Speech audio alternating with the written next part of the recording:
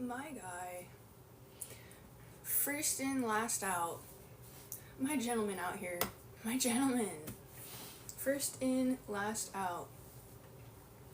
Let's freaking go. Let's freaking go. Yup. Yup. You're 6'7". 6'7". Y'all, I'm so happy you're here. What a delight. What a delight to see both of you. Energetically, digitally, spiritually, metaphysically. My peoples. Let me get y'all plugged in here. Okay. Y'all, what I will say, I hope you guys are doing freaking well. Hope you're doing just phenomenally well. One thing I really want to say to you guys, abundance. Woo. Whew. That's freaking dang straight. That is dang straight. Abundance. Abundance. Okay? Every single day of our lives. You know why? Because that's what we choose. Yeah, that's what I'm talking about, brother. That's what I'm freaking talking about. That is the life. That is the life that we are choosing together. Okay. Essentially, fam,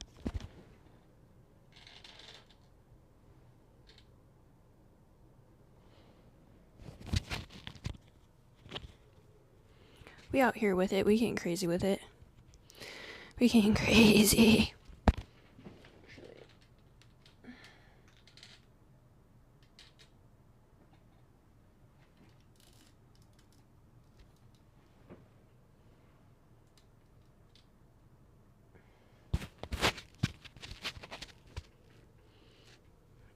My friends, my spiritual family.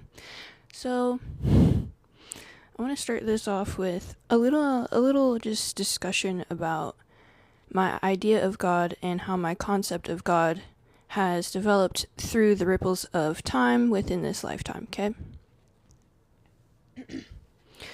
The thing about this spiritual journey right here, right now, is we need to always come from a place of open-mindedness. As you guys already know, I mean, I'm preaching to the choir.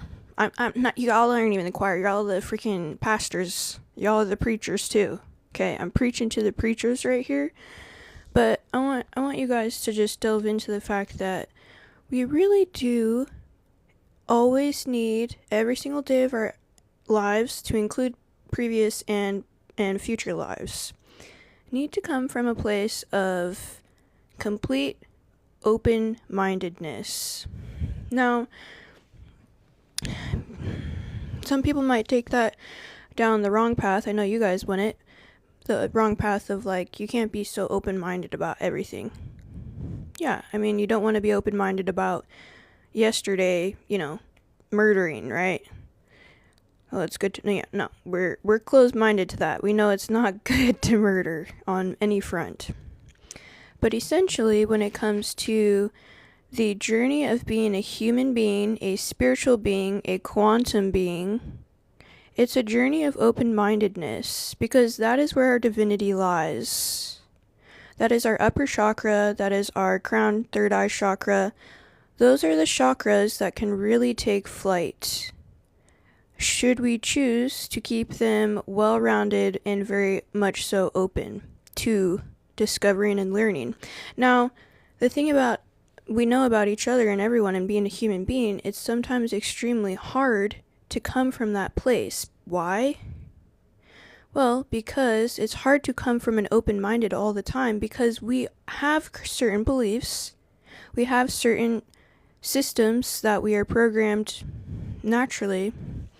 Y'all, I really can't see from super far back, so if there's a question I missed during this, then just pop it again as many times until I see it, okay? I'll notice if it's being popped multiple times, but yeah, because my vision, as y'all know, from right here, ain't gonna work, okay? My third eye vision, that gonna work. It would work. Sight vision ain't gonna work. I'm wired to accept it all while denying it. Bruv, welcome to your spiritual workshop, okay, where we're first gonna open, before we get into thou shalt not commit adultery, which we all understand and know, and I'm gonna delve into that quite deeply. I'm talking and touching base on the fact that being who we are, we need to always come from a space and place of open-mindedness, and sometimes that takes a little second, right? You got to really, really develop that habit of my current belief systems, my current ideas on how the world works has gotten me to this far. However, there's more beyond that, right? There's always more beyond what we currently know, where we're currently at, not only individually, but of course as a society. So I really want you guys to focus on the fact that you are a quantum being. Quantum being. You are not limited to anything or anyone. You've never been limited to anything or anyone except for your own confinements that you place on yourself. Now, why do I say that? That's kind of harsh, right? You're like, oh, this person did this to me, this person did this to me, okay? You know, we've all been there, but at the end of the day, we all choose to stay in those scenarios, right? So therefore, it's not saying that that person wasn't, a bad person. That person probably was a bad person, right? But at the end of the day, we are choosing to be stagnant, or we are choosing to choose different and to grow and to be quantum. Okay? We choose to be quantum beings. You hear me?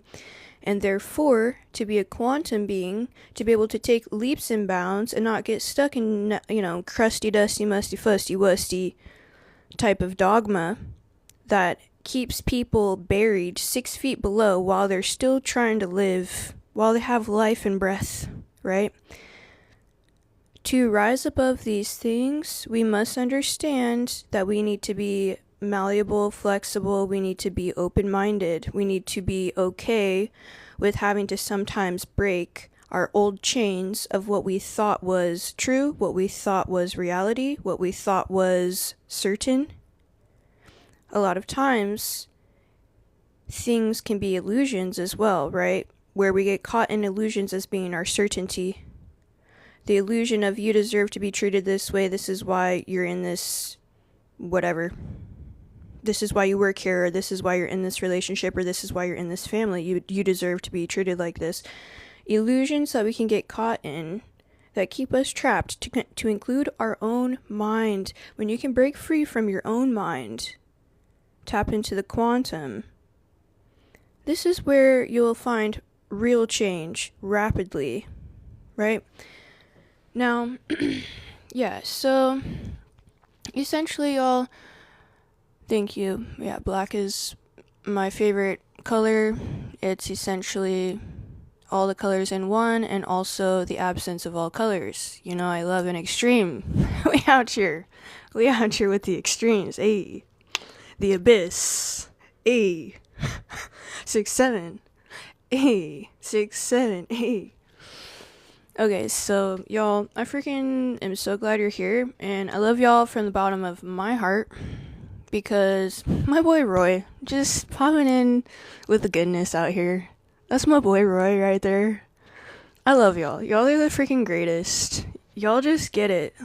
Like, talk about a group of people who are quantum beings, who do not get stuck by any of the illusions within the 3D realities that surround us, where people try to, or places or things or vices or anything, right, can try to suck us dry of knowing that we are quantum beings with divinity. Okay? Yeah, so I was just speaking on a little bit about my idea and concept of God as I've grown spiritually, and through the years, just my experiences. So when I first started understanding the concept, it was probably with good old Disney Hercules, Zeus, good old Daddy Zeus, with the lightning bolts, right? Well, guys, as we know, that's probably a cute thing to think, but that's not true. But that's where it started for me, was Zeus, right? Fantastic film. Love Hercules. The music for me, just every time, it's great. Now, from there, in 4th grade is when I actually started to go to church consistently. And I started to go to a First Baptist church, is a Christian church. And yeah, I mean, my concept of God then changed to a little bit more of a fear-based concept, as one would assume, to fear God. I was always taught to fear God, and I would not change. I absolutely love that church to this day. I would not change a thing. Growing up in that church really gave me the foundation that I needed to be able to gain some, grow my wings, right, and be able to fly. And out here, we flying. We quantum. It's like we fly on a single thought. Okay? So anyways, yeah, essentially my concept of God started to grow into someone that was always watching.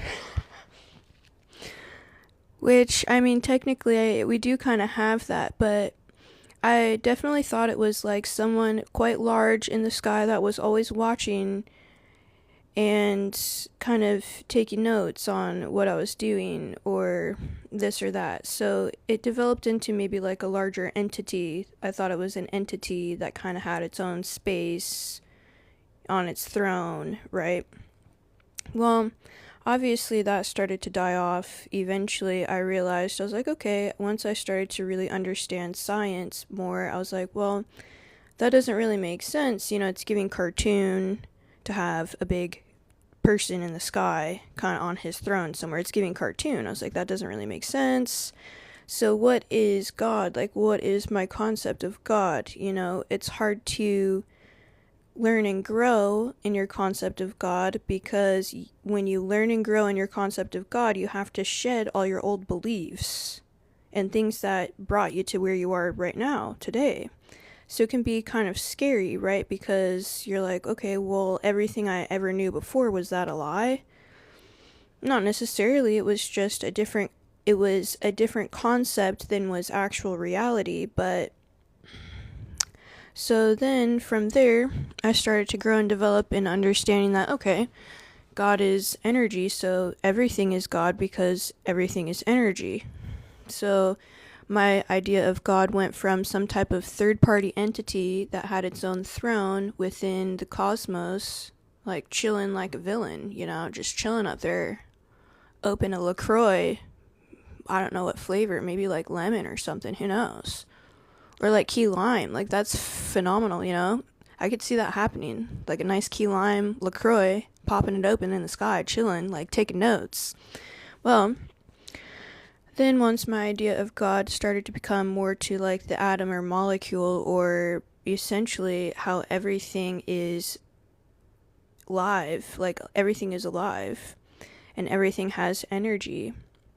Not everything has consciousness, but everything has energy, and everything has motion, and everything has vibration, right? So getting into a little bit of interlinked, let's go. Does someone need to leave, y'all? Or y'all telling me? Oh yeah, this like scuba butthole or whatever. Yeah, bye. See you never.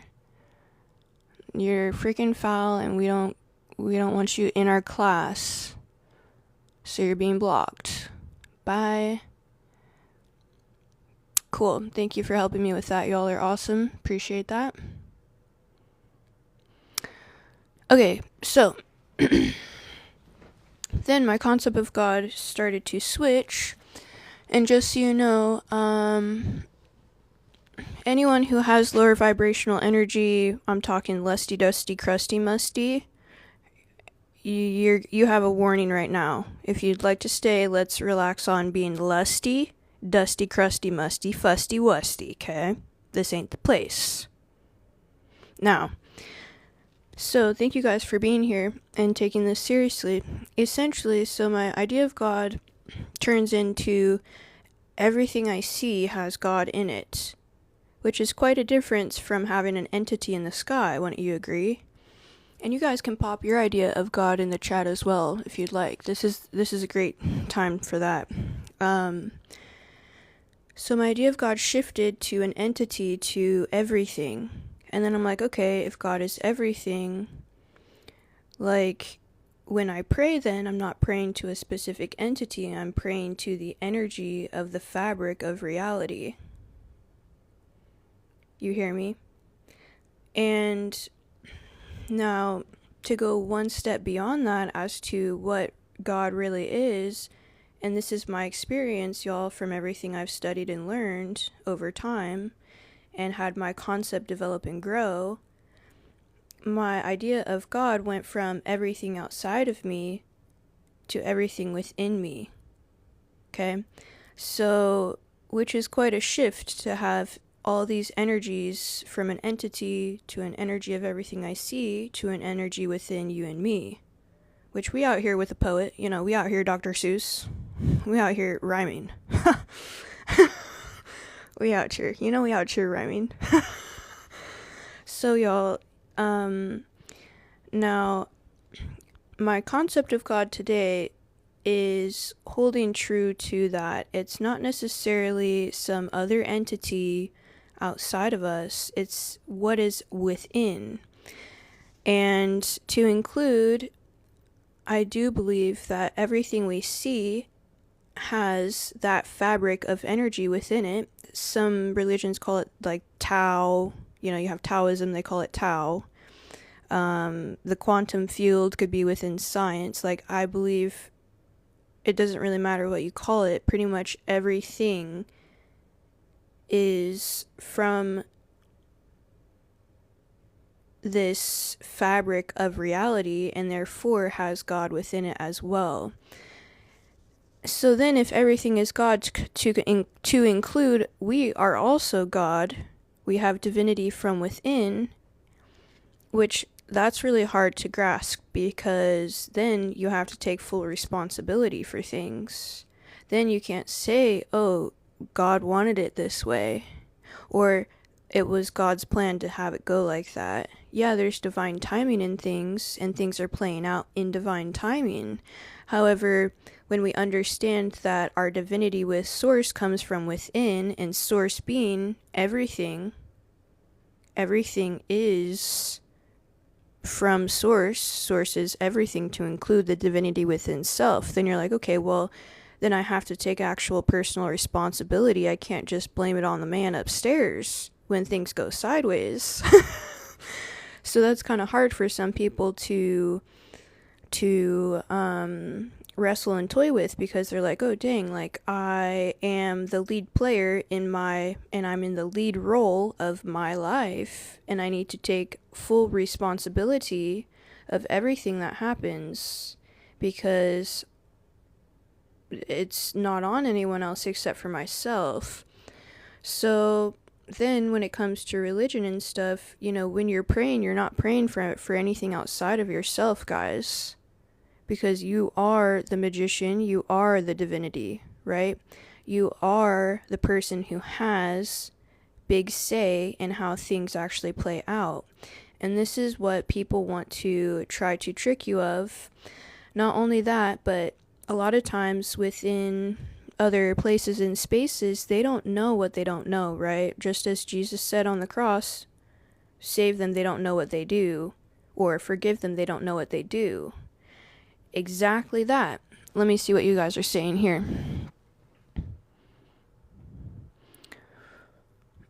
Okay, let's see.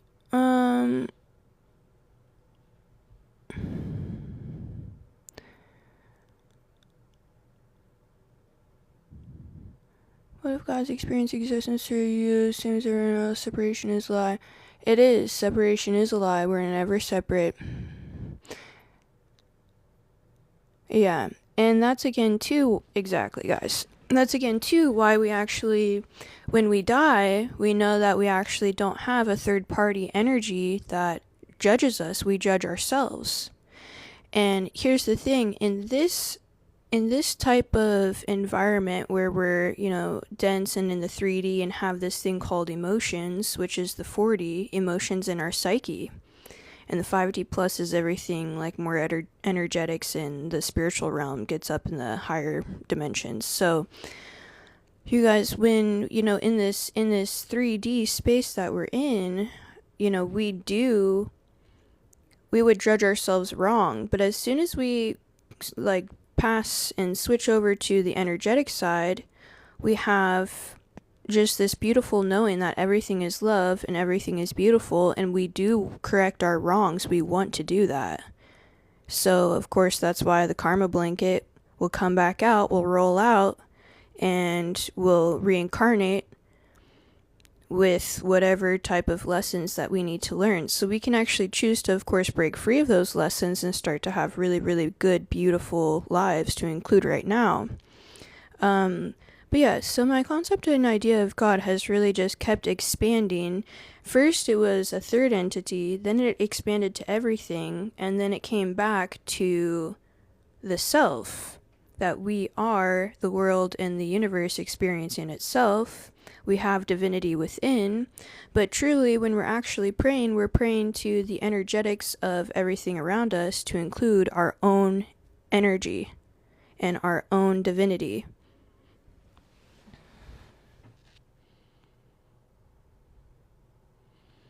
Okay, thank you. Thank you for that. Thank you for that. I appreciate that. So, yeah, so it's really interesting how, when we can really sit back and understand and look at things energetically, like, we do have to take absolute, and as we should, because we're stand-up quantum beings, and as we do, even when we pass over, we always take full responsibility for our actions and wanting to actually improve and do better and come back and learn the lessons that we know we need to learn. So it's pretty cool. But yeah, so I appreciate y'all for being here with me and that we can discuss this on such a quantum high level together. But yeah, essentially, guys, when you look in the mirror, you need to understand from a very beautiful place that your divinity and God is from within. The universe experiencing itself. You have much more control, you have much more ability to be a magician in your life and to direct the energy and flow the energy how you would like it to flow. Through, your thoughts, your words, your actions, meditating and praying. Praying is still something we have to do, because we are speaking things into existence. Just as in Genesis, the word of God states, let there be light, boom, there's light. We speak things into existence. This is why we must pray out loud. Okay? Now, you're not praying to some third party outside of yourself. You're praying to your divinity. You're also speaking out loud where energetically your own spirit team on the other side is hearing you as well, to be able to help direct and guide you towards what you're trying to bring in and call in, right? And also, you're praying to the energetics around you as well, because everything is within the fabric of the quantum fields, God, what have you. So just remember that, guys, that your divinity is from within. People hate when you say, oh, I'm a god. Right? People hate that. People get their panties in a wad when you say stuff like that. So I think God is a very limiting type of word. Though I absolutely love the word God, I think it limits what God actually is. Source is just energetics. It's the quantum field. It's you are the quantum field. You are a quantum being. So when you're praying out loud, you're praying to the quantum field, and you're also solidifying within self that you're going to ground this into reality. Okay? So, yeah. So I just wanted to open up with that because I feel like that was just kind of heavy on my heart to kind of discuss. And now we'll go ahead and get into 6-7, the seventh commandment. Now, again, guys, these commandments come from the Bible, but first off, these are spiritual truths, universal truths that we can apply to our lives to bring about more abundance, more miracles, to protect our energy, because as you know, energy is God. You are energy. You are part of that source. You are, people will be mad if I say you are God, but like, you're divine. You're a divine being, and Jesus came here to tell us that we are divine beings. And there are many stories that have been lost in the sauce, as one would expect.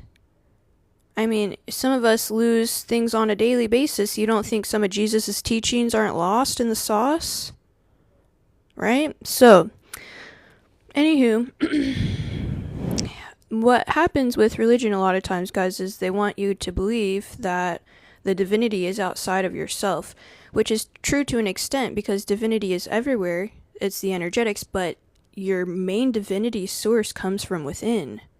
And it always has, and it always will. Anything outside of that is a gosh darn lie. Okay? So, we can go ahead and start getting into the... Oh, yup, welcome. We're having a freaking great time. Happy Tuesday, y'all. Happy Tuesday. So, we're going to start talking about the 7th commandment, which is, y'all shall not commit adultery. Adultery is such a weird word. I don't really like it. It's giving like poultry. I don't like the word adultery. I just feel like it's a weird, I don't know. It doesn't sit well with me. It sounds like poultry, so like adultery would be like eating humans. You know, I don't know. It just sounds really bad. It doesn't sound divine. So, I mean, it's not divine, so that's probably why it sounds really bad. Murdered, right? That sounds really bad too. So, essentially, guys, when it comes to not looking at someone with lusty, dusty, musty, crusty eyes, and also, of course, that goes into not doing things with other people when you have other energetic commitments on board. Right? That's what I'm talking about, right? So this commandment here actually protects our sacred relationships and our creative energy.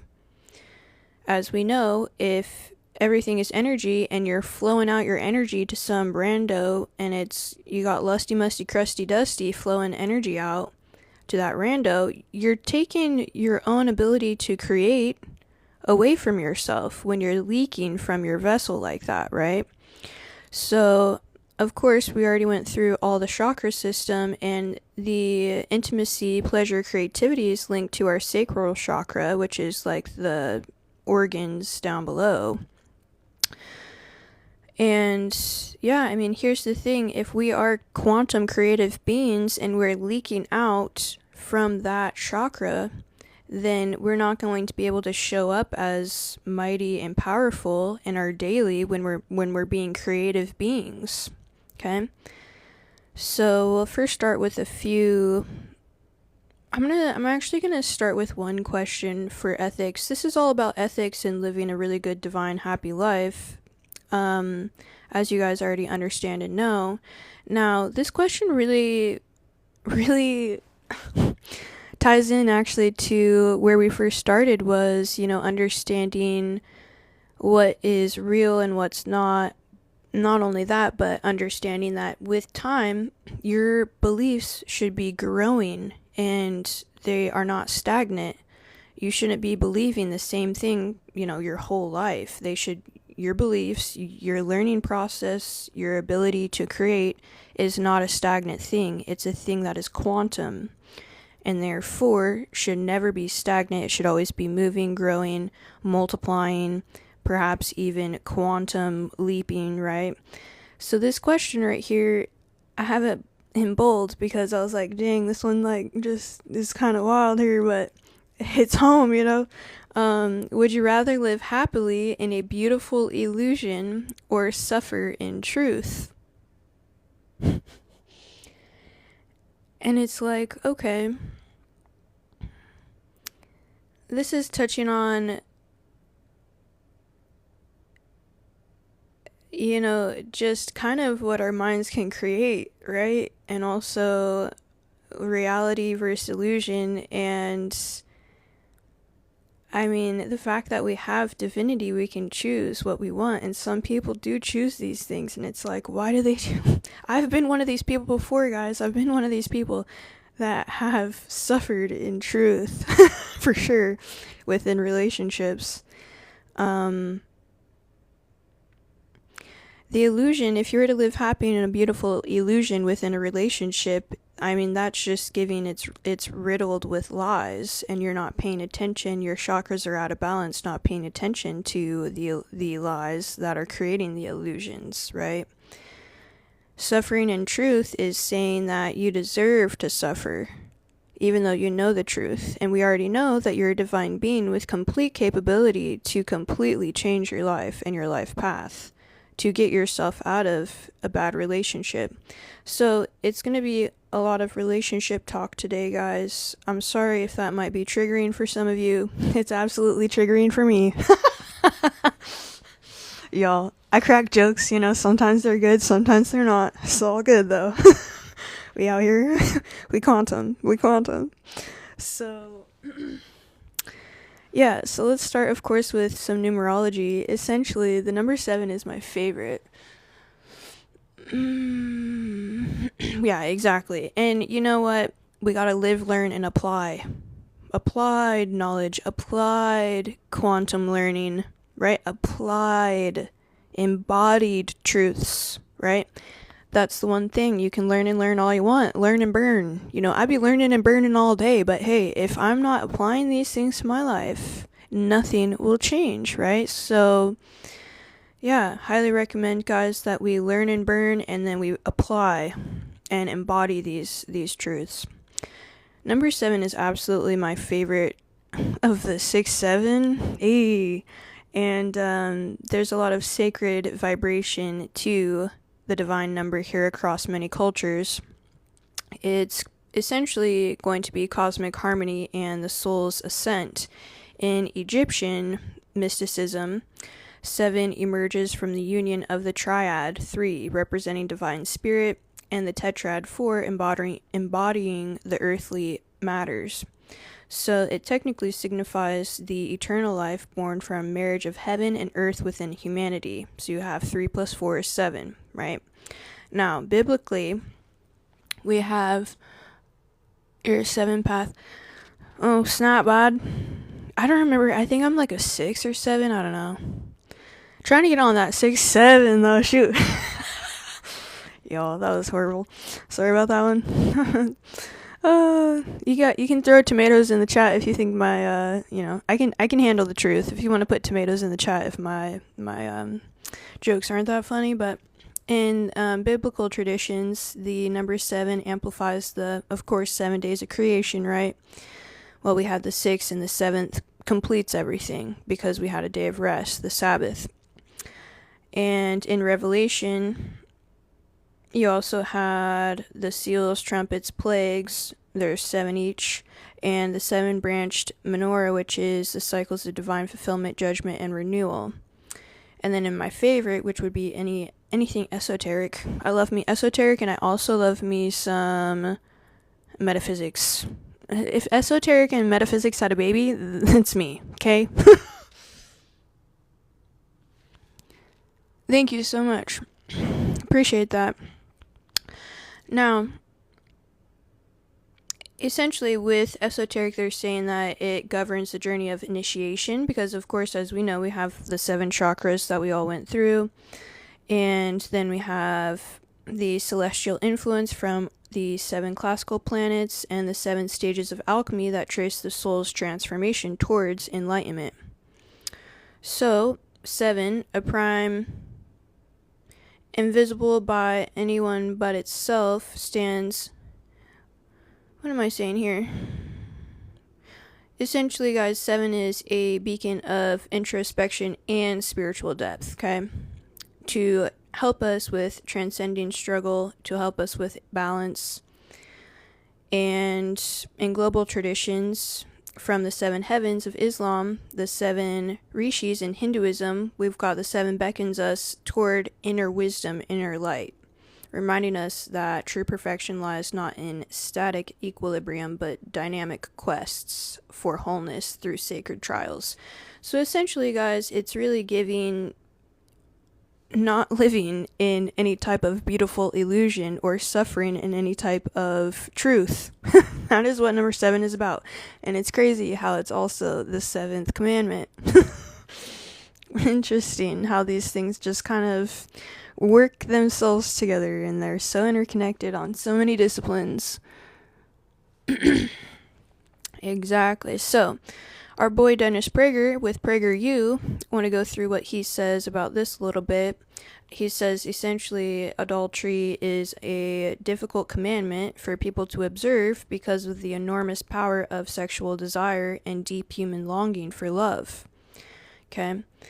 Yet it is prohibited because of its destructive impact on the family, which we all know that the family unit is an extremely important and foundational unit within our living world and civilization. And as we've already know and heard, that Dennis Prager essentially states that, a family is a building block of a good society. Okay? So your parents and everyone's parents provide stability, security, and pass on the values within society. So when we have any adultery, this will threaten and undermine trust, okay, leading to broken marriages, fatherless and motherless homes. Who comes from a fatherless or motherless homes, or who knows someone who does, right? We can see how these things can be very unstable environments for children, not just when they're a child, but also into adulthood, where they will, more than likely, unless they can break free from whatever generational traumas they have experienced, right, that they're probably going to have a couple of bad relationships when you don't have a very good home life with a good example. To include, guys, I mean, for me, y'all already know, my parents divorced when I was 1 or 2.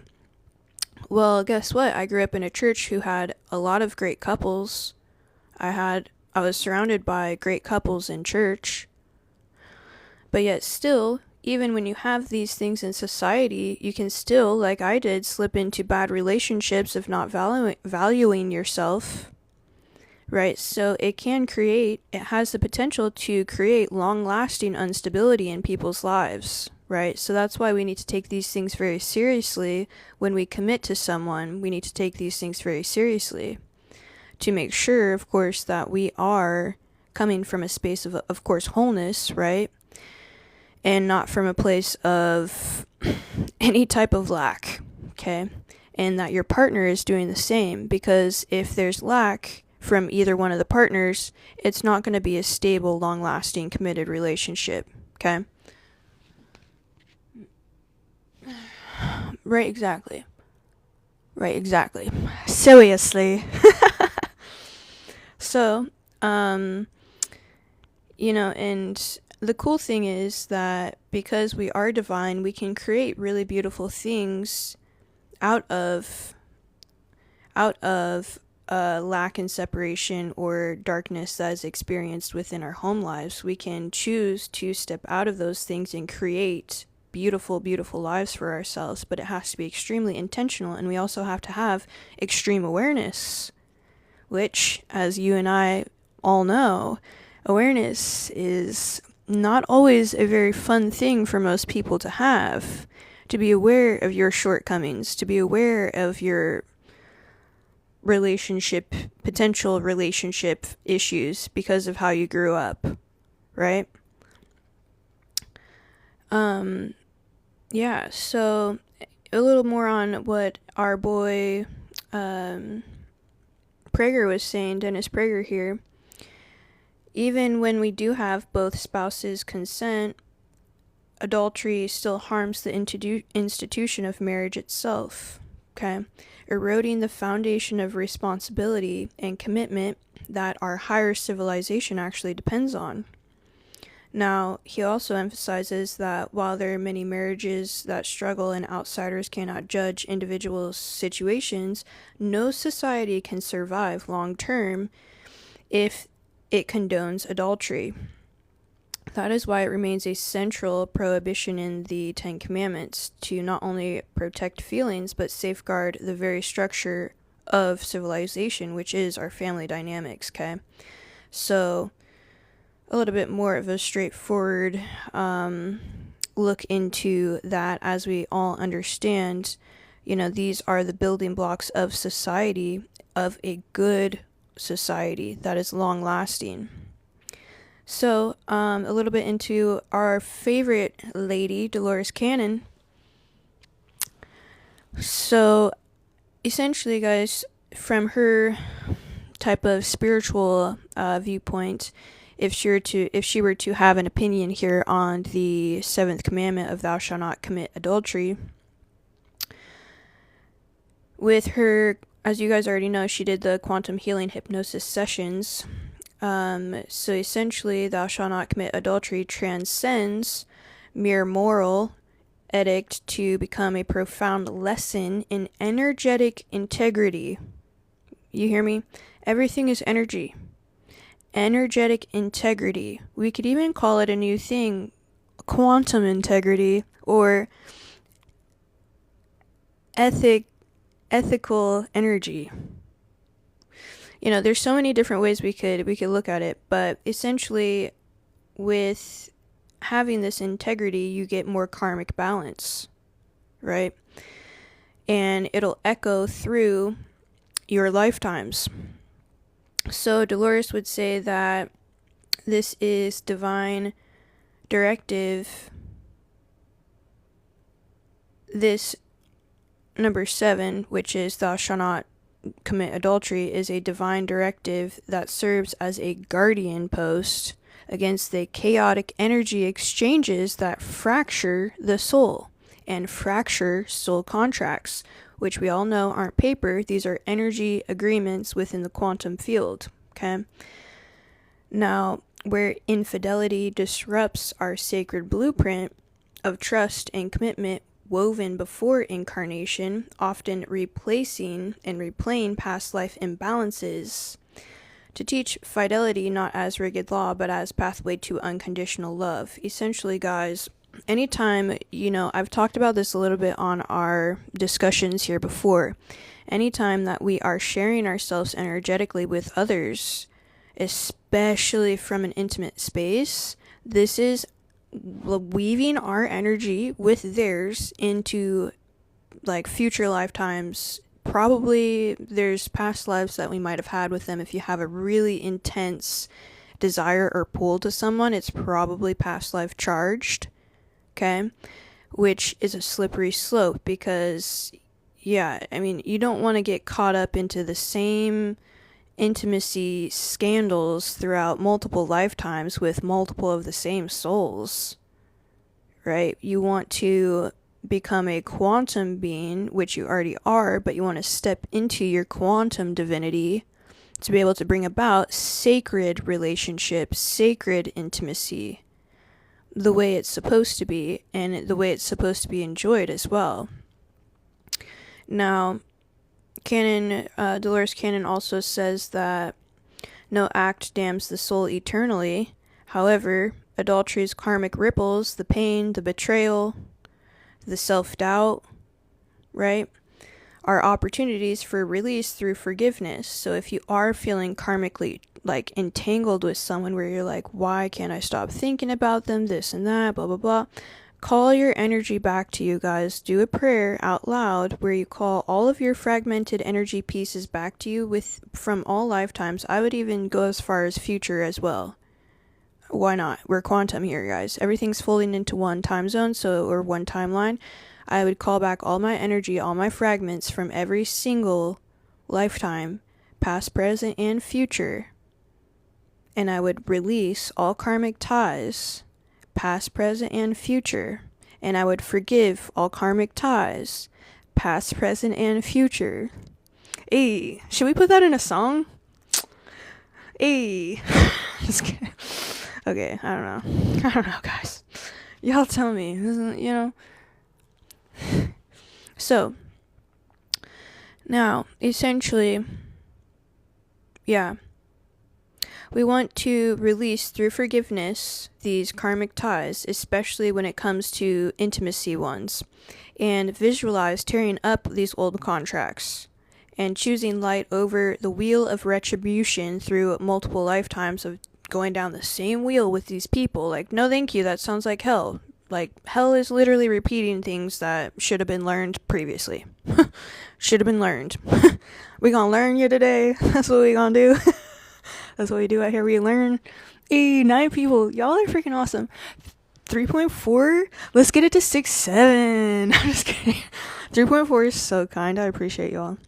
So, yeah, illusions essentially reminding us that all relationships are illusions of separation designed solely for growth toward unity with divine source, and divine source is also found within self.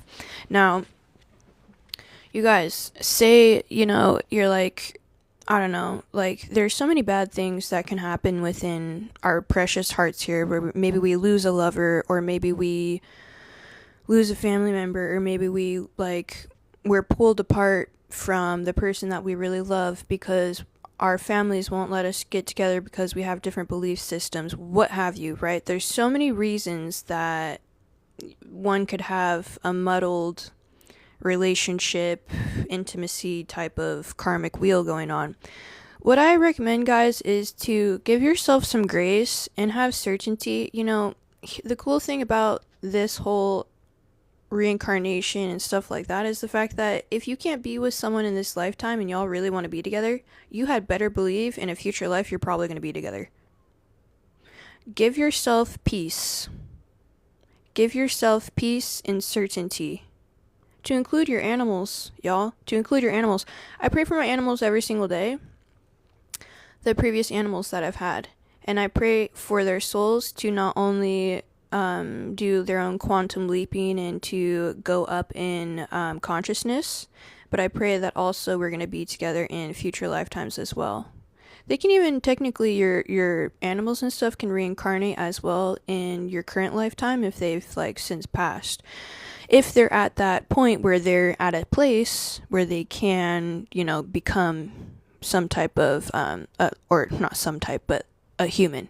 So how does that happen, guys? I think I've talked about this one time before. Essentially, animals are in a group soul. They are not individual souls or split off from the group soul yet. How we can get them to that place is we love on them when they're here, loving on them, caring for them.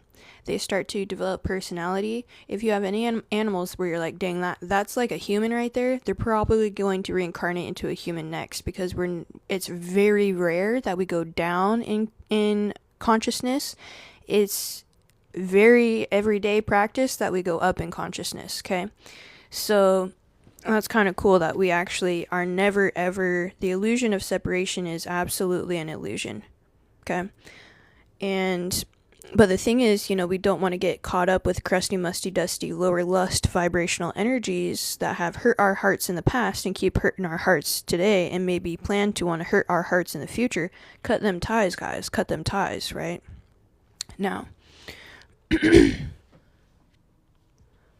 so let's get back into what the Kabbalah says about the 7th commandment, thou shalt not commit adultery, is essentially interpreted by prohibiting sexual relations between a married or betrothed woman and any man other than their husband, right?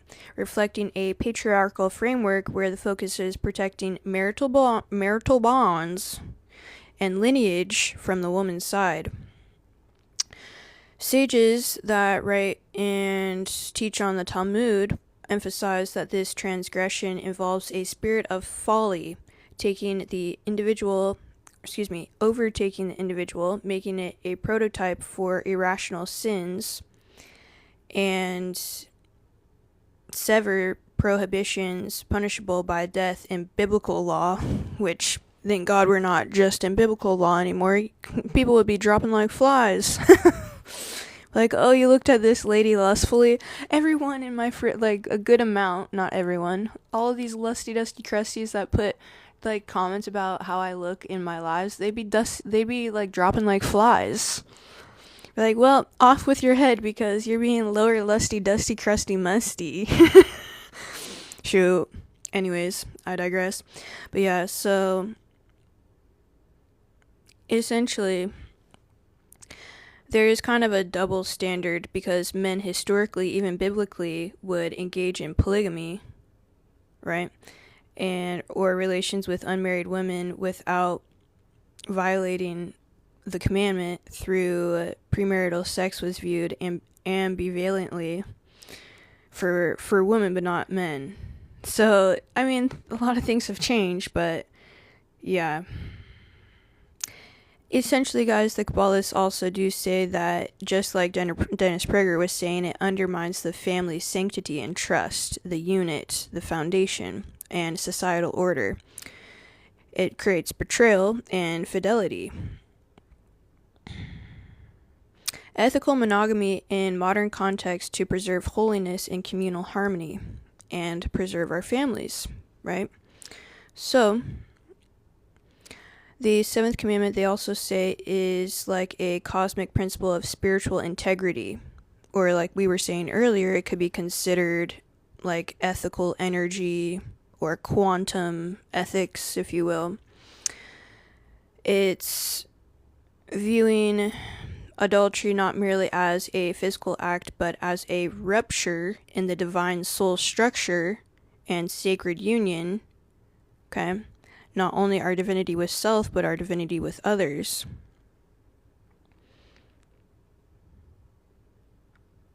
Now, so when we uphold the seventh commandment of thou shalt not commit adultery, we are upholding not only that, but cosmic harmony, soul elevation, evolution, unity with the divine, and our divinity within self, transforming personal fidelity into a pathway for rectification of the world, okay? And correcting some of your soul corrections, because we all fall short here and there, and if you haven't fallen short in this lifetime, you might fall short in the previous or the next, so you might as well pray for it all. That's why I like to do just like past, current, and future when you're trying to rectify some of these karmic hiccups within the ripple of the cosmos and time. Yeah, so I just got a lot of notes in here about the soul ties and the karmic bonds that can entangle your aura with other people that you don't want to be energetically with. And by extension, which means, y'all, anytime, so you're a human, I'm a human, we quantum beings out here. However, not everyone takes life as seriously as us. And so there are people and humans who share themselves. We probably all know one. We're not putting names in the chat here, okay? But if you want, no, I'm just kidding. Don't put names in the chat. We all probably know someone in our life who has decided to share themselves with the whole town, with the whole community. Y'all, so what does that mean energetically for us, or for you, or for me, or for we? Do not share yourself with these people. Why? Because of energy and quantum energy. Not only are you karmically tying yourself with the person who, if you were to be intimate with them, right? You're karmically tying yourself with the person who's been around town, and you're also tying yourself energetically with all the people around town. Don't we love it? We love it. So nasty. Foul. So, anyways, let's behave in the chat with the joy and energy. Let's behave in the chat. Let's calm down. But essentially, y'all, this is why it's really important to make sure that whoever you are sharing yourself with, the Bible says all over, don't have intimacy before marriage. Okay, so we all know that that's probably not possible. However, what is more important and what the Bible should read is all of this. The fact that if you decide to have intimate relations before marriage or before a divine union, you're energetically getting all types of all types of interlinked across multiple dimensions and across multiple lifetimes with people that you might not want to be karmically linked to, right? So as we know, we don't know, like, believe me, if the town the town, you know what, is running around with everyone else, right? You don't know who this person is getting interlinked with. You just know that they're getting interlinked with everyone else. Y'all, I'm telling you, protect your divine schmexual energy like it's a gift, because it is. Protect it. It's only to be given to the person who is like divinely linked to you. Okay? And you should be asking for discernment. You should be praying for discernment, praying to be shown discernment, if it's right to be involved with the person that you are wanting to be involved with. And you will be given answers. You must be open to answers. If you're closed off to answers, how are you going to see the answers? You must be open-minded to receiving answers. And you ask your spirit team on the other side, the energetics, and also yourself, your divinity within self, to be shown, and you will be shown. Ask and it will be received. Bible states everywhere, ask and you shall be given. Okay? But you must also be open too. That's what I'm like. Believe me, we've all made mistakes, whether it be this life or the previous life, and potentially in the next, right? If time is all converging into one. So you might as well learn this lesson now. I know we're in a place in life where we have all these apps. We have freaking McEasy, McPeasy, just get a little squeezy from anywhere. Believe me, this is what they want you to do, because it'll keep you trapped into lower dimensional vibrational pools with all these people that you don't care about and don't want to be energetically entwined with. You'll get into cosmic karmic loops with these nasty, dusty, crusty, musty, lusty, fusty wusties. We don't want that. You are a quantum being. You need to break free from that. Lust is a extremely low, dense, heavy vibrational pool. And it is not the same as sacred intimacy and love and higher vibrations. Okay? It is not the same. These are two separate ball games. One is quantum. One is freaking foul. Disgusting. Give me more descriptors in the chat. Freaking OF. I really dislike that they call them models. They're not models. They're quantum. They're not quantum. They're like leeches in the quantum field, trying to suck your energy dry, trying to keep you in lower vibrational states. And they are also keeping themselves trapped in these lower vibrational states as well. They might be able to put out these videos online where they're like, yep, I've got everything. I got the money. I got the cars. I got the this. I got the that. Cool. Guess what? You have it in this lifetime. Good luck in your next lifetime, friend. Do not be fooled, y'all. When I say do not be fooled by these shiny objects of these leeches within our quantum ripple of life, these people might have good lives in this life. They will not have good lives in their next life. Because they're working from lower vibrational states, and they're quantumly, karmically looping themselves energetically with all these other musty, dusty, crusty, thousands and thousands and thousands of people. You hear me? You better hear me loud and clear, okay? How important it is to keep your energies to yourself until it is time to share your energies with your quantum soul partner. Okay? It is extremely important. You are divine. You are not musty, dusty, crusty, lower vibrational energies to be karmically looped with God knows who, people that you don't even know. Yeah, no, that is hell. That is absolutely hell, okay? I'm telling you right now. I want you guys to just internalize that. Tell your friends. Tell your people that you care about. And no hate or shame anyone who's currently on any of these websites.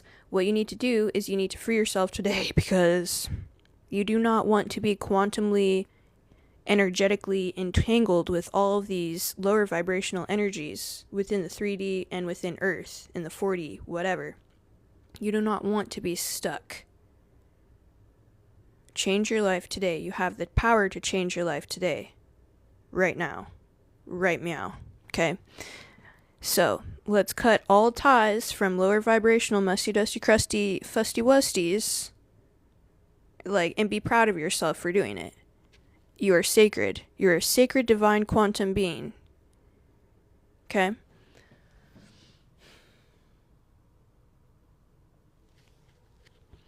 Exactly. It's essentially not doing it's shiny and pretty cool that it's they have a great life now, but when you zoom out from eternity, when you zoom out, okay, eternity is eternity, right? So they got this one fancy cool life where they're putting up cool photos on whatever with cool cars, and they're on jets and cool this and that, right? For one life, guys. Don't get it twisted. There's millions and millions of lives. Who knows when we cap out? Who knows? Do we ever cap out of having, to experience the universe experience in itself? Probably not. And yeah, they're creating extremely nasty bad karma for themselves by energetically getting into those lower vibrational loops with thousands and thousands and thousands of people. Okay? Not something that I'd like to do, that's for sure. And I know you guys feel the same. Essentially, this is a really important part of this lesson, because we are in an age where this is almost like a pandemic for the soul and for eternity. It's a pandemic, close to what we experienced in 2020 with the different viruses. This is another virus it's the lust virus. It's a virus.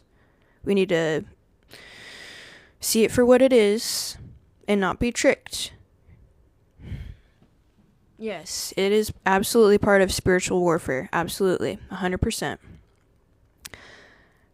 So, before we get into Toddle, I do want to just go through this one more time because it's so important. Intimate sharing of energy through sexual union is seen as a profound exchange that transcends the physical. That is quantum. Forging soul ties and bonds that can entangle one's aura with energies of a partner, good or bad, right? By extension, anyone they've been intimately connected to, so your partner has been intimately connected with other partners, right? Creating an unintended web of influences, akin to a whole town of residual vibrations. Web of influences. It's really giving OF website, isn't it?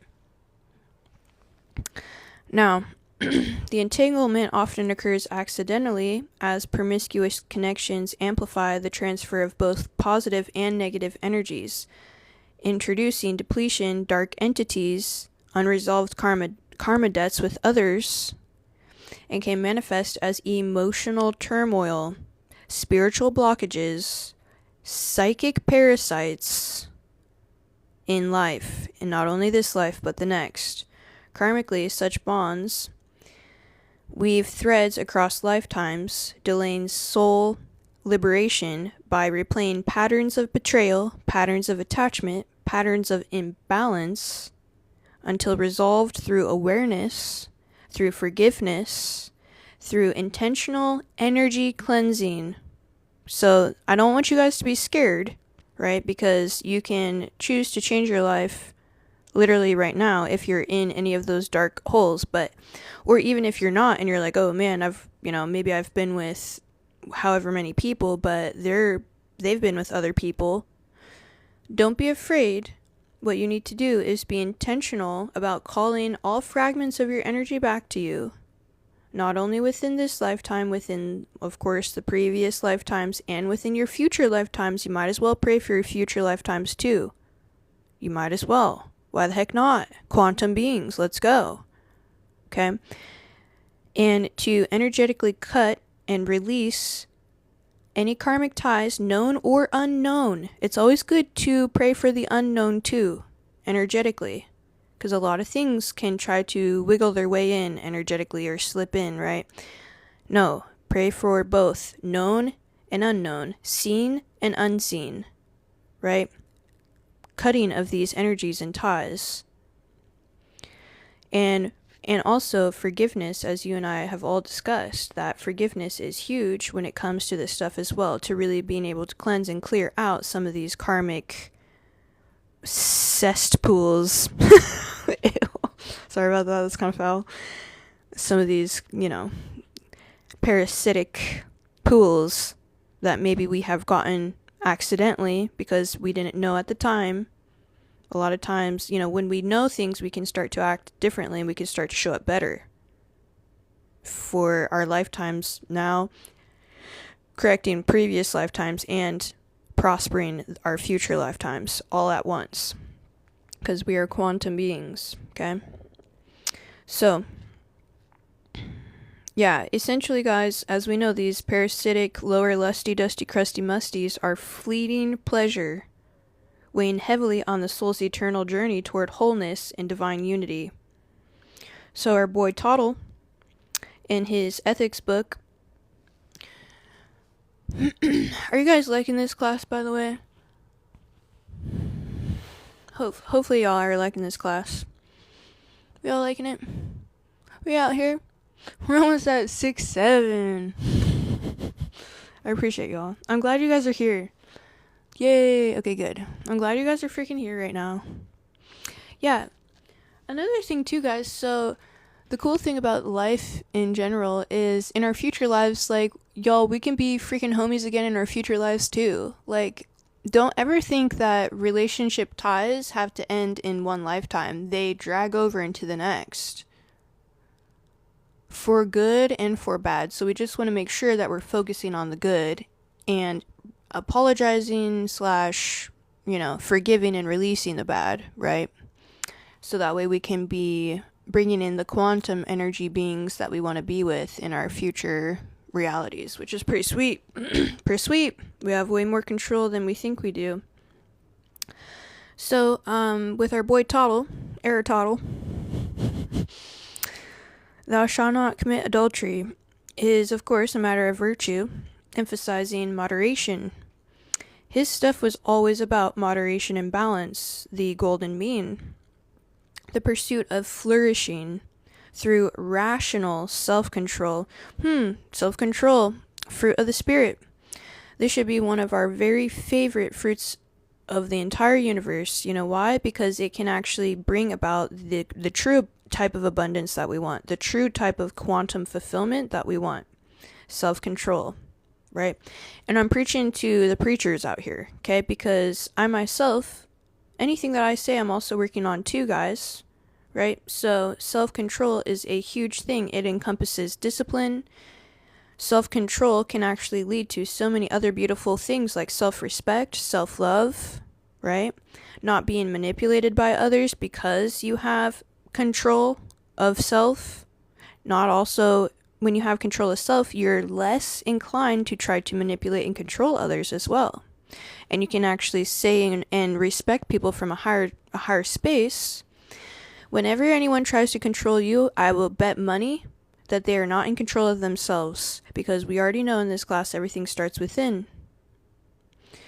So, therefore, it's a harsh reality, but essentially, guys, when someone tries to control you, it's because they're out of control in their own lives. They're out of control with their own self. Okay? And the most beautiful thing you can do in your life is control self and to know thyself. Right? So, back to what our boy Tuttle is saying here with flourishing, with self-control, being rational, not being driven by extremes or polarized, right?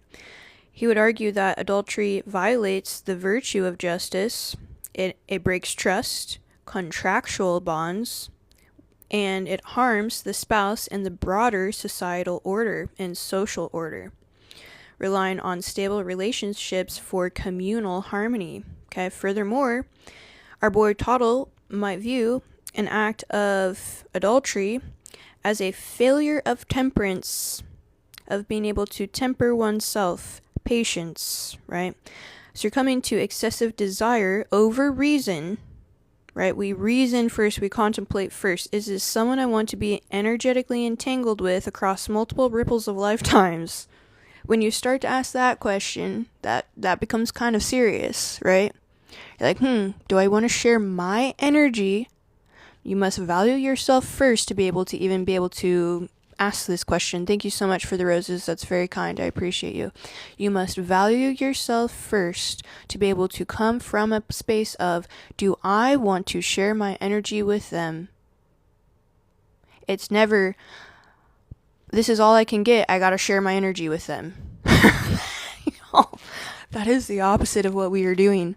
Okay, in this class we are quantum beings and we are quantum leaping, and we do not share our divine energy with anyone that we know in our hearts we do not want to be entangled with quantumly across multiple layers of multiple realities of multiple dimensions within the quantum realm of reality. Okay? Now, y'all are better than that. And so are the people that are sharing themselves. But guess what? It's not our job to force anyone to do anything they want to do. It's our job to show them what's possible. It's our job to show them what is possible when you believe and know that you are a quantum being, that you are a divine being, that you are whole in yourself, and you make choices for yourself. You control yourself. Okay? Thank you so much. You are so sweet. Thank you so much. Thank you, Caleb. That's so sweet. I appreciate you. Thank you so much. Y'all, we out here together. We on this ascension rise together, okay? So, and we can pray for these people too, right? We can pray that they can transform themselves, but first we must transform ourselves, right? And have certainty and wholeness from within, okay? So, our boy Toddle would say that it's a failure of having temperance, which temperance is very important, and you have excessive desire over reason, which disrupt his golden mean that he always discusses between indulgence and restraint, right? Since virtuous actions actually align with rational deliberation for the good life, adultery, which is driven by passion over duty, undermines personal character and the mutual good of the polis, or the opolis, right, the community, okay? Thus, adhering to this commandment will actually foster justice, self-mastery, rational pursuit of flourishing in life, and ethical excellence. Now, y'all, this is how we become ultra crazy divine, because we have self-control and ethics. We have morals. What the heck was that? That was so awesome. Whatever that was, thank you so much. That was awesome. A night star? Dang, that's so on brand. Thank you so much. I appreciate that. That's so nice.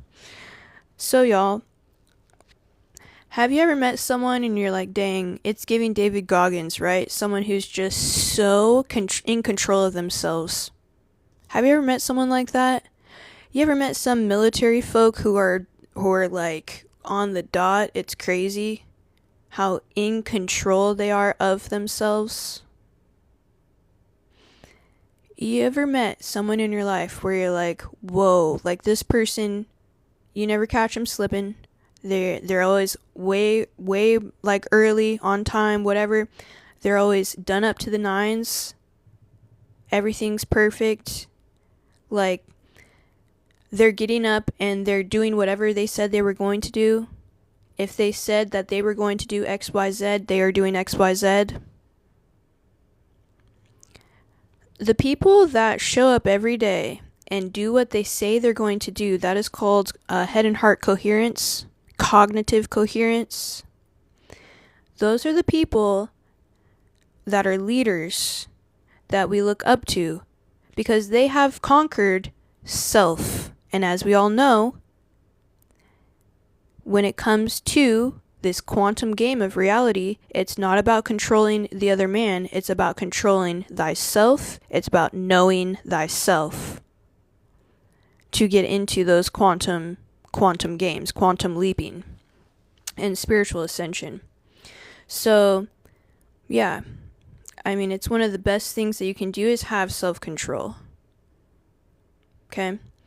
So, a little bit more about our boy Toddle with the golden mean. It requires recognizing that the mean applies to virtues like temperance, and certain actions, including adultery, are inherently vicious. They admit to no mean. It's a zero-sum game, guys. It's a zero-sum game. The lowy, lusty, dusty-crusty-musty is a zero-sum game. Okay?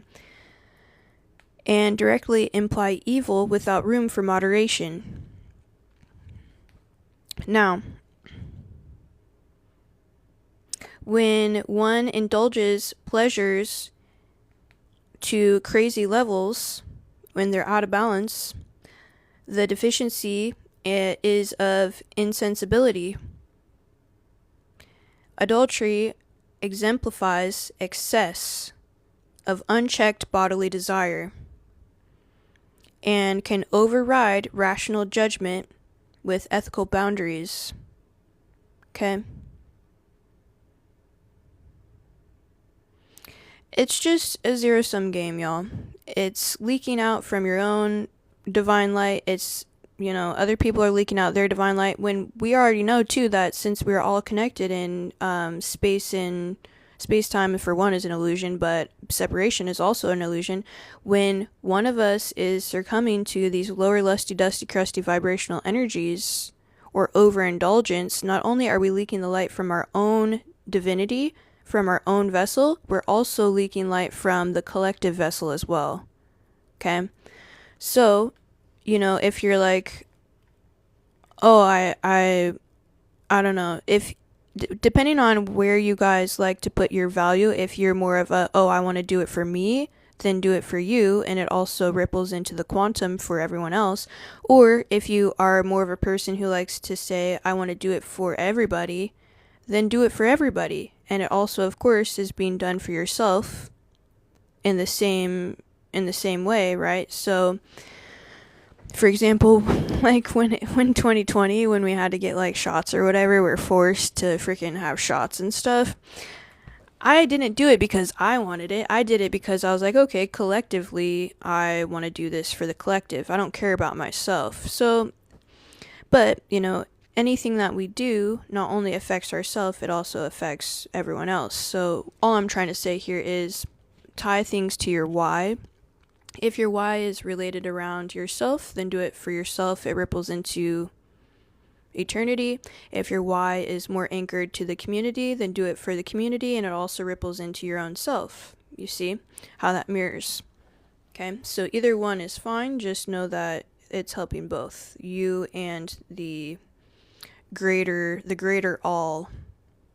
So, so that's essentially a little bit about what our boy Toddle would say. I want to get into some of the scientific aspects of, thou shalt not commit adultery, because essentially, guys, as you all know, anytime we find some type of spiritual concept, we also can mirror that right into our reality of nature, the quantum field, science. Everything is so interconnected. Jello, what is good? So, the spiritual essence of finding some of this stuff in nature. Now, thou shalt not commit adultery underscores fidelity, purity, sanctity of unbreakable bonds. It's giving chemistry. Covalent bonds, which we will be talking about that. Now, and it'll manifest in the monogamous pairs of species, where lifelong commitments foster survival and harmony. So one species we know of that does very well with longevity and harmony is wolves. This is reflecting divine order and elevating rational integrity beyond instinct to symbolize cosmic unity, okay, guys, and trust in the divine creations around us. So let's talk about wolves a little bit. I really love wolves. I think they're freaking beautiful. They have a lot of spiritual meaning as well, but we're not really going into the spiritual side of that. We're actually just going to stick to more of the scientific side to kind of get you guys thinking about how they mirror good union. Wolves are highly social and cooperative animals. They exemplify the spiritual essence of fidelity and commitment, reflected in our seventh commandment of thou shalt not commit adultery. Okay, through their predominantly monogamous mating behaviors, the complex pack structures in nature, the wolf species, such as the gray wolves, form lifelong pair bonds between the alpha male and the female. They mate exclusively to raise pups and ensure that the pack has stability and survival through shared responsibility.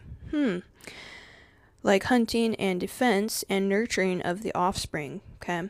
Now, the fidelity that wolves have show us, and they strengthen the pack's cohesion. When they have any deviations, such as mating outside a pair bond, this is extremely rare and leads to social conflict within the pack and a reduced reproductive success as well. Okay. Now, it essentially disrupts the pack's harmony. Their instinctual loyalty, this is just how they are wired to be loyal, mirrors the commandment's call for relational purity, right? Illustrating a natural order where steadfast bonds foster collective strength and a deeper spiritual principle of unity, trusting within divine creation and design. Okay? Absolutely beautiful. Now, in the biological sense, here, I love bioscience. I think I'm like most obsessed these days with like physics, the quantum side of physics, but I do love me just science in general. I just love it. So with the biological side, spiritual meaning emerges through evolutionary psychology and neurobiology, where our hormones, oxytocin and vasopressin, facilitate pair bonding.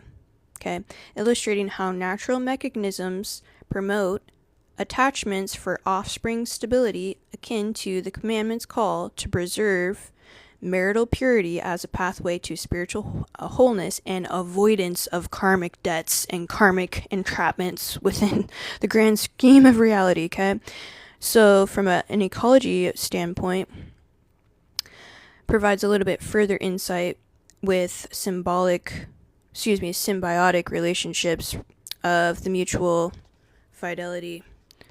Hold on here.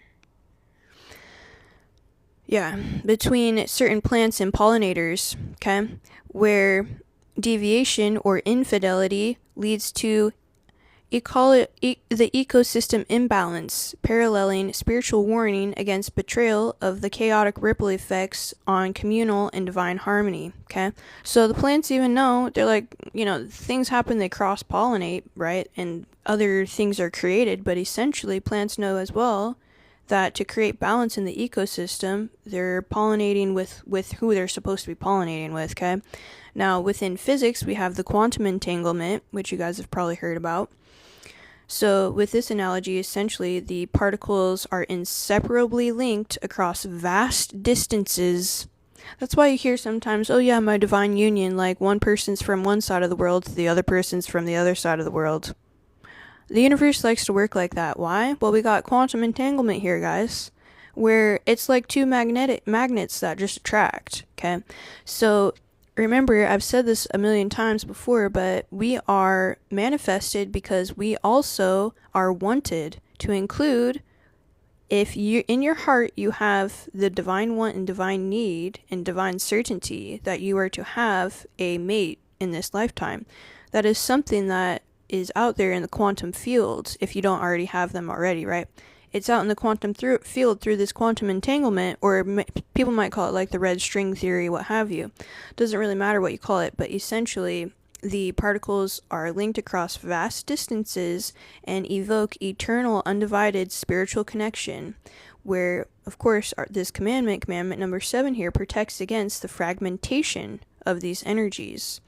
And again, to call in your divine union faster if you aren't already with your divine union and you know that this is something you're to have in this lifetime, cut off all these lower dusty-crusty-musty vibrational energies at the base here, any karmic ties, to be able to call in that soulmate.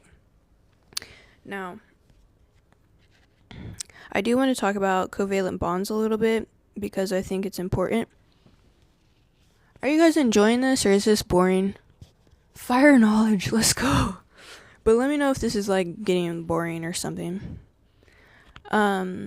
Essentially, guys, I really like to look at science because I think it's extremely important for us to look into science to understand spirituality within self and our divinity within others as well. Oh, yeah, that's right. That's right. Let's go. But yeah, so within chemistry and covalent bonds, y'all, where atoms share electrons to have stability. Okay? So I wish I had a whiteboard. It wouldn't be very on brand, right? Because maybe I need like a blackboard with glow in the dark pen or something. But essentially, guys, think of the tips of my fingers. Think of the tips of my fingers as the neutrons and the protons. And I think the quarks or quarks as well. This is inside of the atom. And then you have an outer ring of the atom. Okay, you have an outer ring where you have at least circling this, you have at least 2 electrons, and then you have circling that another thing of electrons, okay? So what happens when you have a covalent bond is the outer rim of electrons is being shared with the outer rim of the electrons on another atom, okay? So it's pretty cool. And it creates a very stable bond because they have the right amount of electrons to make whatever type of structure they're trying to make. So essentially, guys, yeah, it's mirroring the sacred commitment of marital fidelity that fosters spiritual wholeness, okay? And here's the thing. I don't necessarily think that anyone has to be married. I think that's a construct we've made. And I do like that marriage also is an outward, saying to the outer reality, hey guys, it's kind of like an announcement, right? But essentially it's an energetic agreement with your person is all it is, really. And when we do get married, right, this is just us saying to the external world as well, hey, this is what we're doing internally. This is an announcement of our internal bonding that we have. Now, in covalent bonds, the atoms share electron pairs, like I've discussed, with a precise precision balance of union and create stable molecular structure that resists disruption, okay? Reflecting in the 7th commandment to call and maintain a pure, unbroken bond between partners, preserving trust, preserving harmony, and divine design of relationships. So as we know, adultery introduces chaos by violating the sanctity of a committed union and breaks a covalent bond that requires significant energy, which will then, of course, result in unstable reactive fragments. Okay? Fragment and infidelity. Essentially, guys, it's extremely important to have the right environment as well. Covalent bonds don't happen unless it's in the right environment. Right? So that's also, to me, when I think of the right environment, I also think of energetically making sure the energy is good in said environment too. And if you haven't seen my vessel, I think I labeled it vessel. It's like my second to last, I believe, video on my YouTube.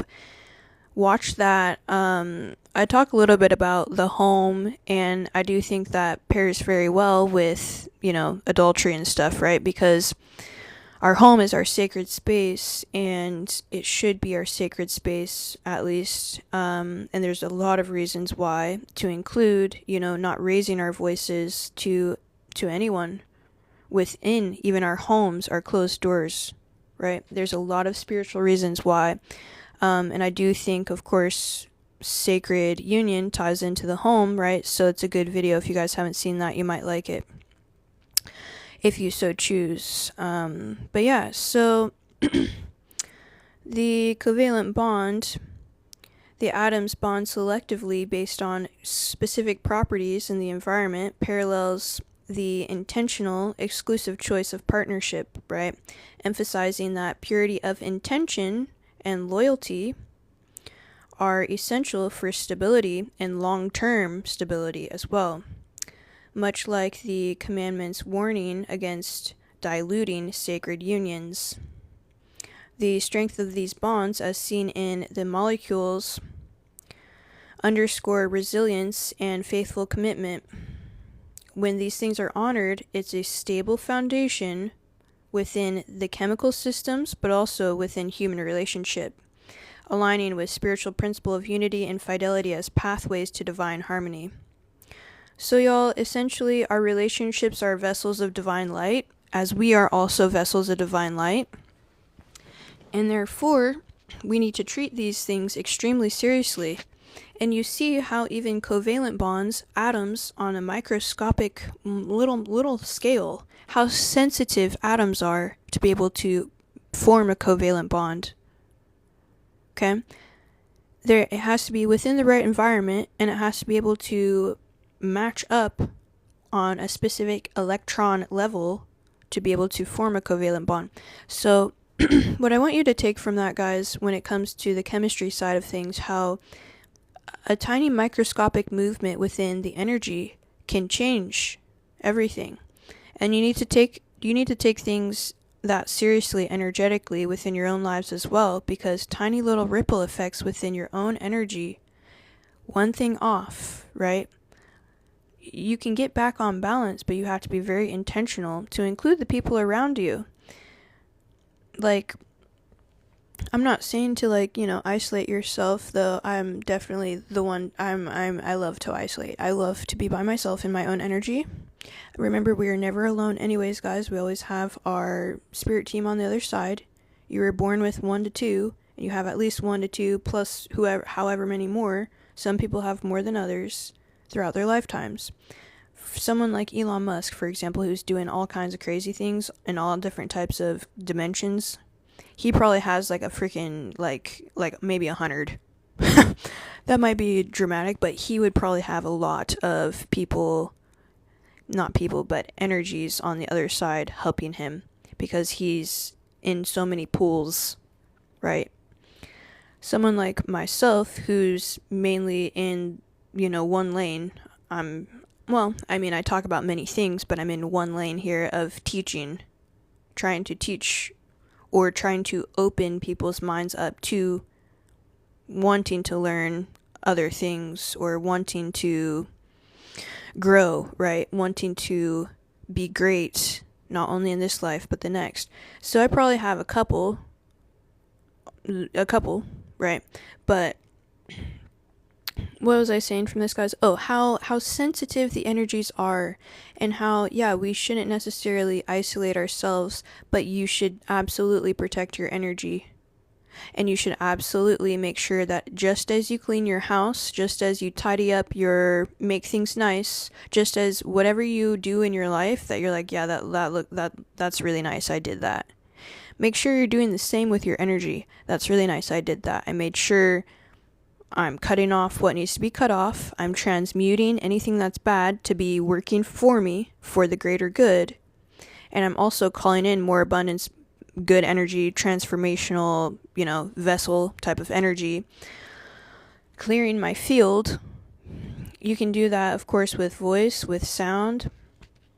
There's so many different ways. We could probably do a whole nother teaching on that. But essentially, guys, your energy is sacred. Your energy, your divine light, is sacred. You are sacred. And we do need to show up every day as we are sacred, right? And energetically make sure we are cleaning up the dusty crusties within our own spaces and protecting ourselves when we're out and about and releasing energies before we walk into our own homes that are sacred, right? Yeah, I'll probably even start taking notes for myself on some things I do or some interesting habits that I have that I've just started to do or picked up over time when it comes to energy, guys. We do need to be really intentional. It's a spiritual warfare, right? So there's energetics on many levels. There's going to be larger entity, dark entity energetics that we gotta slash out, but then there's going to be little musty, dusty crusties, kind of like the dust, the little dust particles that try to just kind of sneak in the cracks or whatever. So you got to make sure you're focused on making sure everything is good from top to bottom. And if you don't really have the ability to, well, what am I saying? Yeah, we'll save that for another day because that's a whole enchilada that I think is extremely important in this day and age. To include digital energy as well, guys. Whenever we're consuming anything digitally, to include energy, everything has energy, right? So I don't want to like freak people out and be like, oh man, we need to be like OCD about energy. That's probably going to be a new thing in the realm of psychology, right? Like OCD about energy. But at the end of the day, like doing some good prayers, making sure you got some high vibe frequencies going, or another thing to clear energy is, of course, like a bell, or even those, what are they? Those like, I can't. I'm just gonna say, words are hard for now, so I'm gonna save that for another time. But yeah, we'll discuss ways that you can quickly clear out energy through essentially like sound and then prayer and stuff like that. Yeah, our clothes hold energy too. Like if you were, you want to, that's why it's really good to keep up on your laundry. Okay, I know it sounds silly, but these things matter. So yeah, tomorrow we'll pick back up with number 8 on the 10 Commandments. And we'll be just doing one a day until we're done. But yeah, so I hope you guys have been enjoying this.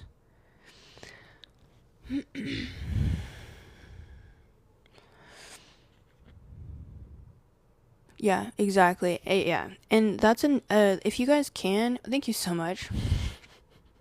That's so kind. If you guys can, you want to make sure, thank you, Ethan, I appreciate you. Yeah, you want to make sure that essentially you're, if you can, even turn your phone off here and there. Like, quiet the noise here and there. When you can, turn your phone off. Like, I even have a flip phone now. I've had it for a while. I, bought it off of OfferUp. I was like, oh, dang, this is such a deal. It's the old Razr, the Razr flip phone. They used to have the pink color, too. I got the black one because, on brand. But eventually I'm gonna actually have that be my daily driver and then have my iPhone turned off unless I'm uploading content, because I don't want to consume things energetically that are not mine to consume. For sure, bro, for sure. Nostalgia, bro, nostalgia. Who knows if it even still works, but it was brand new. The lady's like, it's brand new. I was like, yeah, for sure. I mean, it was brand new. But yeah, I'm like, shoot, I'm gonna bring that LG chocolate. Let's go, right? I'm like, in this day and age, guys, it's about being in control of yourself and not letting anyone else control you, to include technology. Right? Blackberries, I love the little buttons. Like, oh, they're so little and they feel so cool. I don't know if I'm on the spectrum for saying that, but potentially I feel like we all kind of are in some way. T-Mobile sidekicks. Yeah. So, yeah. So, I recommend, slowly but surely, you don't got to transform your life overnight, but just start thinking about where you might be slightly being controlled or manipulated energetically, and how can you still utilize these as tools, like being able to connect with you guys. This is a tool that we have. This is a gift that we have to be able to use it in a sacred manner, right? And keep that sacredness going and not get out of control with all the other side quests that are out there for us to take us off our divine path. Now, one person I really admire who really embodies great self-control is the gentleman Lex, who does the, I don't know why I'm forgetting, but, he does he's the guy that does the podcast. I think his name's Lex or whatever. Yeah, thank you. Yeah. He's a great guy. He was saying even too, he's like really on par with his stuff. It's like, these are tools for us to connect, to include. Lex always talks about giving himself like 10-minute chunks at a time if he wants to connect with people on social media platform. So, you make that pact with yourself, however much time you want it to be, and then try to stick to that, because you can still enjoy these things. These are things that are here for us to enjoy, but they're for us to enjoy without giving our power away, without giving our control away, without separating ourselves from our own unity, right? To be responsible and to be ethical in our enjoyment with these things. Yeah. So, appreciate you guys. I'll do a quick prayer and then we can close it out. I'm like a little tired. I went and walked the dogs today.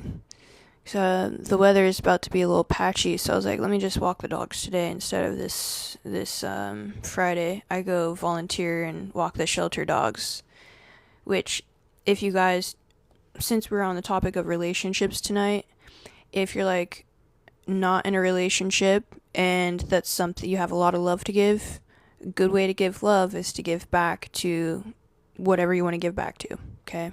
You don't have to follow suit with me where I love like small little dogs, but giving back and helping out whoever you want to help out is a great way to be able to pour your love cup into reality and our quantum reality here without, pouring your love cup into some lower dusty-crusty-musty fusty-wusty energies, which we learned are detrimental to our long-term quantum-jevity. Whoa, quantum-jevity.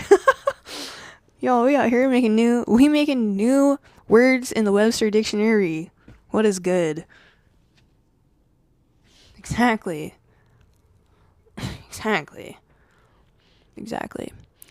So yeah, I'm gonna close out with prayer. And then we'll call it a evening. We'll be back mañana.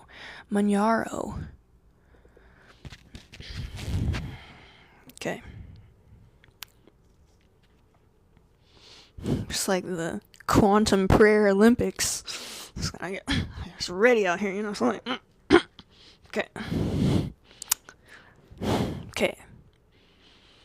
We out, yeah.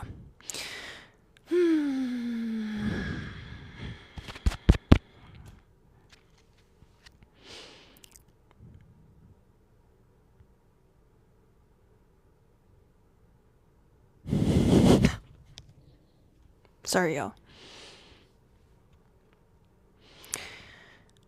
I'm trying to think of how I want to start.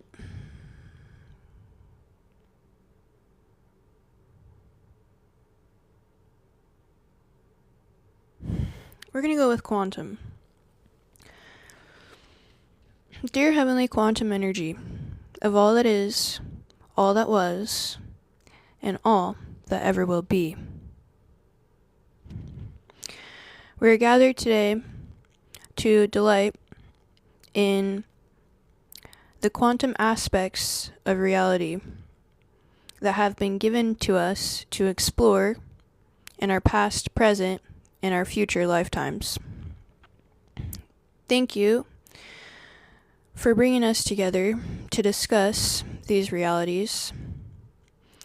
And I pray that everyone here and those that were energetically, digitally here but have since left, I pray that you call back all of their energy that has been fragmented across all realities. Bring them back to self.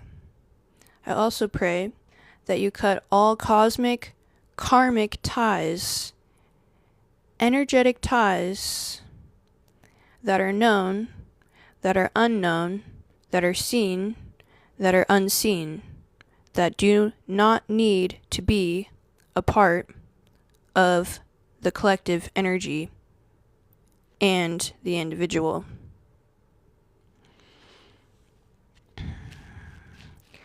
I also pray that we stay protected with a ridiculous amount of discernment on what is divine and quantum and for us, and what is lower vibrational dusty lust. Make it very clear when we are energetically presented. Make it very clear. We thank you for the ability to share our divine light with others, as this is a very much so energetic quantum gift to be utilized responsibly to bring about higher fulfillment, higher energetic, sacred intimacy. We thank you for that. In Jesus' name, amen. Y'all, we out ya. We out ya. Watch us wake up tomorrow and we're going to be, like, our skin is going to be clear and beautiful. We're going to be looking at ourselves. We're like, dang, we're popping off. You know why? Because we called all of our energy back to our own self. All fragments of soul back to self. It's extremely important to do that. Okay? So, I appreciate y'all. I'm excited for tomorrow. We're going to get back on with number 8. 8 is one of my favorite numbers as well. 6, 7. But anyways, I appreciate y'all. Amen, amen. Let's do this. I see you guys on that quantum leap. Let's go. 9K? Shoot. Shoot. Look at us. Yeah, much love, much light. 6, 7. You as well. Thank you, Ethan. Super proud of you, man. We out ya. Let's go. Hasta la pasta, guys. I appreciate y'all so much. I miss y'all already.